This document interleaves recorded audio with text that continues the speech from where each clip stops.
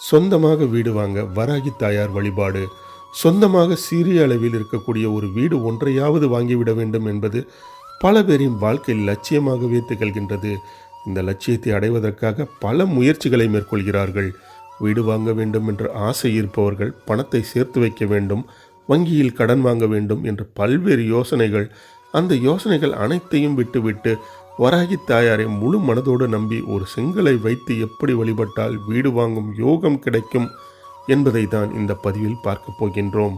கஷ்டங்களை தீர்க்கும் தெய்வமாக திகழ்வதுதான் வராகி தாய். பொதுவாக எதிரி தொல்லைகள், கடன் பிரச்சனைகள், வீட்டில் நிம்மதி இல்லை, சண்டை சச்சரவு, பிரிந்தவர்கள் ஒன்று சேர வேண்டும், தீய சக்திகள் விலக என்பதற்காகத்தான் வராகி தாயாரை வழிபடுவார்கள். முழு மனதோடு நம்பிக்கையோடு நாம் எதை வேண்டினாலும் அதை அப்படியே வாரித்தரும் வல்லவல் படைத்தவர் தான் வராகி தாயார் திகழ்கின்றார்.